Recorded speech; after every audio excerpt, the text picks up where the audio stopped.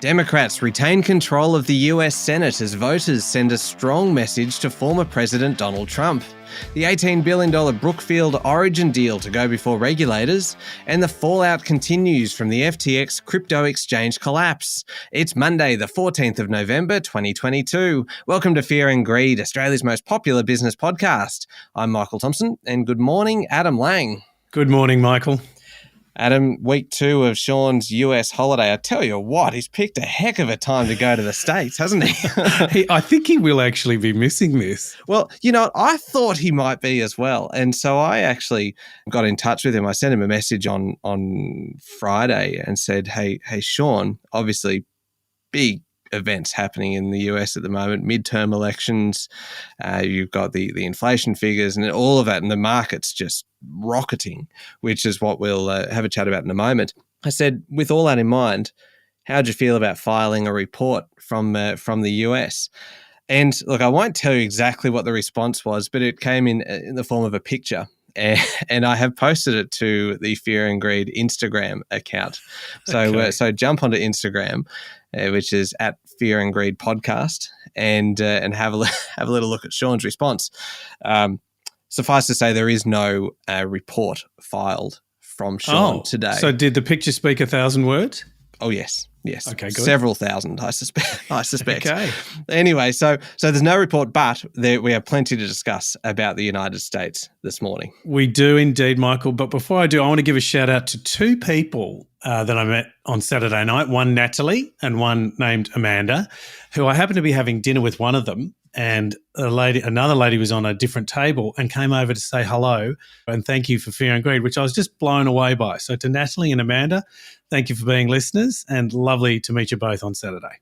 Adam, did you get recognised in public? I did. Was it the half skull image, do you think, that kind of gave it away? That people go, I recognise that skull. That's Adam Lang. It must be. Well, that's how I go out these days. Yes. You really dress up for the occasion, don't you? I do, yeah. Or dress down, yes.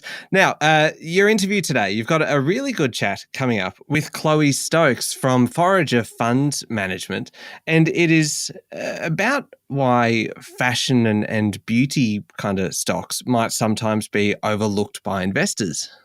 Yeah, Michael, Chloe's the senior investment analyst at Forager, and she gives us a really good rundown of retail, beauty, fashion stocks, what to look for, and really where the details are.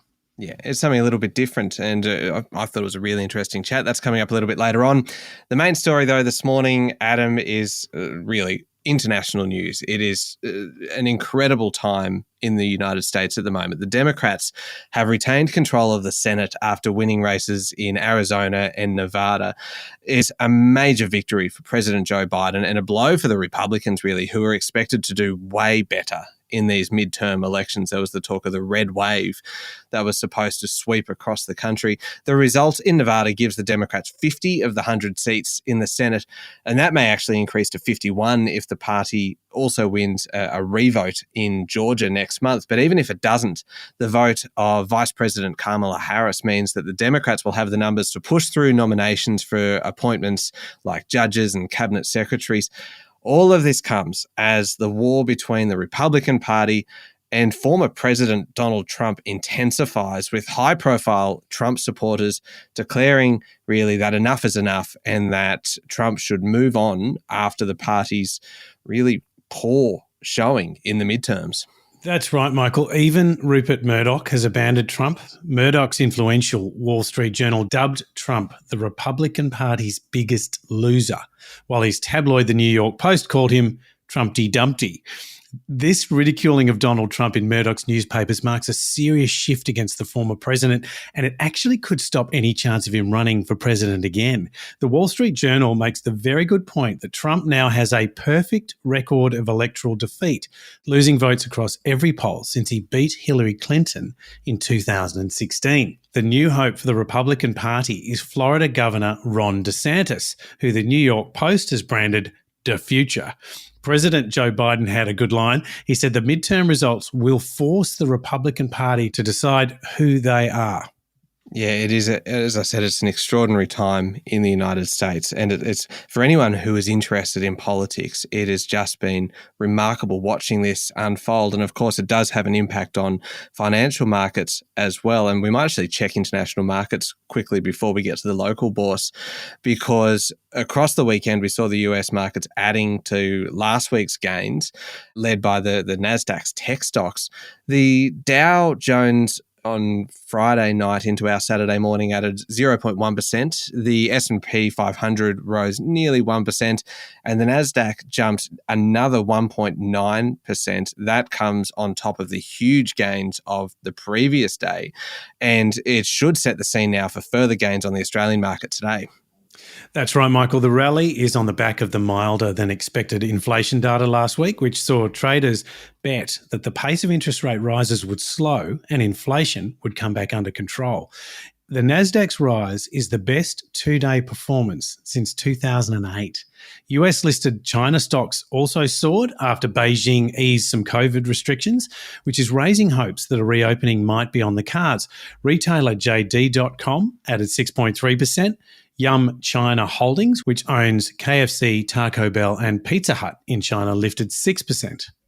And now just really turning to local markets, as we say, it's expected to have a pretty good day today, but the ASX had a cracker on Friday, with the S&P ASX 200 adding 2.8% to close at 7,158 points. That is the highest that the index has actually been since June. The rise came obviously on the back of those inflation figures in the US. Leading the way here was the tech sector. Zip jumped 18%, would you believe? Block rose 11%. WiseTech added 10%, and Xero put on 8%. Michael, these were brilliant numbers. The finance sector had a good day. Magellan Financial leapt 10% and Pinnacle Investment Management jumped 12.5%. Among the biggest stocks, takeover target Origin Energy gave up 3% after its big rise on Thursday. Telstra added 1% and BHP rose 3.7%. The Aussie dollar, good news for Sean, cracked the 67 US cent mark to trade at 67.05 US cents. Yeah, after complaining about that for weeks and weeks, Sean Aylmer has nothing to whinge about. But I'm sure he'll find something. Hello, Sean. We'll be back in a moment with the rest of the day's business news.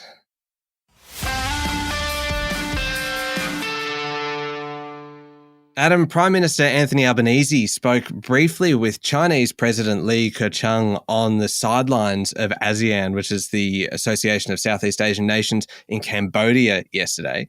In the somewhat arcane world of diplomacy, many took the pretty short meeting as a sign that there's a chance of relations thawing between the two countries. It came after Chinese President Xi Jinping appeared to have snubbed Anthony Albanese by leaving him off the official list of the leaders that he will meet during the upcoming summits in Asia, including the G20. President Xi will meet US President Joe Biden, French President Emmanuel Macron, as well as the President of Argentina and the Chair of the African Union. But our own Prime Minister did not make the cut. Xi Jinping has not held an official meeting with an Australian Prime Minister since Malcolm Turnbull in 2016, and leaving our Prime Minister Anthony Albanese off the list is a bit of a setback for the government, which is obviously keen to repair ties with China. The Chinese Foreign Ministry didn't completely shut the door on Albanese, saying that Xi will meet other world leaders upon request, so there is still a chance. It is summit season after all, Michael. There are 3 summits taking place this month alone. ASEAN East Asia in Cambodia, the G20 in Indonesia, and then APEC in Thailand. The meeting between Xi and Biden at the G20 will be a critical moment to watch. It will be the first time the two leaders have met in person since Biden became president. The White House said it is keen to sharpen its understanding of the Chinese Communist Party's goals. And Adam, the prospect of a top-level meeting between President Xi and Prime Minister Albanese comes as Foreign Minister Penny Wong yesterday reaffirmed the government's hardline stance on China in a major speech. It's being seen as a little bit of a dig at people like former Prime Minister Paul Keating and others who want Australia to take a softer line on Beijing to actually repair relations. Senator Wong was delivering the annual Gough Whitlam oration, and she said in the speech that, quote, "the China of today is not the same as the China of the 70s. She said it's, quote, an insult to all Gough did to prepare us for the future if we act as though we live in a world that is long past. Strong words, Michael. And Penny Wong also said that it was in the interest of both Australia and China to stabilise their relationship, but it will take time because the differences are not trivial. Yeah, absolutely. Now, turning to business news, Adam, ACCC Chair Gina Cass-Gottlieb has confirmed the competition regulator will be closely scrutinising Brookfield's $18 billion bid for Origin Energy. The Canadian investment house and its bid partner EIG, which is a US private equity firm, have offered $9 a share for Origin Energy, saying they want to make it the biggest green energy company in the country. Origin, of course, owns a portfolio of electricity and gas businesses, including the country's biggest power station. It also has LNG assets and an electricity and gas retailing business. But Brookfield already has assets in the Australian energy market, including a high-voltage transmission company, AusNet Services, and an electricity metering firm, IntelliHub. That means there are serious issues around market concentration if the deal gets the go-ahead from shareholders, and that does look likely. Brookfield will be arguing it is a good and ethical owner of the assets, and the public benefit will be helping it to move Australia away from fossil fuels to renewables, and that outweighs any competition or regulatory concerns. It's likely to be a long and noisy review process, especially given the public's concern about electricity and gas prices. The Foreign Investment Review Board will also have to give the go-ahead, and remember that all the Foreign Investment Review Board does is provide advice to the government. It's the government then that has to make the final decision. Adam, this is an interesting one. Vanguard, the US-based index investing giant, has thrown down the gauntlet to Australia's superannuation funds. You know, I can't say throwing down the gauntlet without thinking of Roy and HG. Okay. The Festival of the Boot. That's right. Like, don't you remember that was part of the that was part of their commentary from the 2000 Olympics. Always. And King Wally Otto in the soundproof booth. Oh, it was extraordinary, wasn't it? Anyway, I don't really know whether there's much linking Vanguard and Roy and HG, but hey, we've done that. Vanguard has launched a new suite of low-cost super products, which it says will be the cheapest superannuation products in the market for many savers. The flagship option has a yearly fee of just 0.58%, which is well below the average super fund charge of 0.89% and 1.17%. Yes, Michael, Vanguard is best known as a low-cost index fund provider. That means its funds hold every share in the market to replicate the returns of the index. Because there's no active management, costs are kept to a minimum. It's a unique story. Its founder, John C. Bogle, invented the index fund and built Vanguard into a gigantic global manager with US $7 trillion in assets under management. But unlike almost anyone else in the investment industry, Vanguard has never had outside shareholders, not even Bogle himself, who died in 2019. The company is owned completely by the investors in its funds. This means every dollar it makes is put towards reducing costs for investors. Now, there's a bit of a debate around whether Vanguard's super fees are actually the cheapest in the market, but nevertheless, the entry of the US giant should be good for Australian savers. Now, this seems like a very good time to just issue a regular reminder that this is not an investment podcast. And when you're making any kind of decisions about your money, your finances, your investments, it is very, very wise to seek professional advice. Now, Adam, we heard from Perpetual CEO Rob Adams over the weekend, who said that he would put his personal ambitions aside and act in the best interest of his shareholders in the messy three-way takeover tussle with Regal and Pendal. This is the first time Mr. Adams has spoken publicly since receiving a takeover offer from Regal, which is seeking to stop his agreed merger with fellow fund manager Pendal. It is pretty messy. It is, Michael, and the debate is all about fiduciary duty to shareholders, and the players were in court on Friday debating whether Perpetual has the legal right to walk away from its merger with Pendal on fiduciary grounds. Pendal wants the deal to go ahead. Perpetual's Rob Adams, who is the architect of the merger, says it will deliver real value to shareholders in the medium to longer term, and despite falling valuations, is strategically sound. But a $33 a share takeover bid from Regal is conditional on Perpetual killing the deal. The legal question is whether the Perpetual board's obligation to find the best outcome for shareholders outweighs its signed merger agreement with Pendal. Yeah, it's a fascinating one. Now, Telstra, Optus and TPG have been fined $33.5 million after admitting making false or misleading representations when promoting their NBN internet plans. The ACCC brought proceedings against the telcos, accusing them of misleading 120,000 customers in 2019 and 2020. It's a lot of people, Michael, and it was all about the maximum speed you can expect on your NBN connection. Many people have paid for a 50 or 100 megabit per second plan, wrongly believing that their NBN connection was capable of supporting the high speed, even though they would have been better off paying for a lower speed plan. Each of the telcos promised to tell their customers if the speeds that they were paying for could not be reached in their homes, and promised to offer cheaper plans or refunds if the speeds couldn't be achieved. But it turns out they had no way of monitoring the speeds and no processes or policies in place to ensure they would actually do what they promised. And just briefly, Adam, this is an interesting one. Tennis Australia has signed the largest sports rights deal in Australian tennis history, a $425 million deal extending the Nine Network's rights to broadcast the Australian Open until 2029. TV networks really like broadcasting big sporting events, not so much because they can make money from the event itself. They pay too much for the rights for that. But more so, one of the big benefits is that they can actually promote their slate of upcoming shows to the big live audiences. And really, the Australian Open is perfectly timed for that at the beginning of the new year. That's right, Michael. The rights are big amounts, the production costs are large, and so is the show. And Nine saw record audiences for this year's Australian Open, and that was mainly because Ash Barty won her final, which was the highest rating final of all time, with an audience of 3.8 million people. The big question in sports rights now is who gets cricket. Cricket Australia is fielding offers from 9, 7 and 10, and is likely to split up the different formats of Test, One Day and Big Bash 2020 matches, and is hoping to get a bit of an auction going. And that is even while Seven is challenging its current contract with Cricket Australia in the federal court early next year.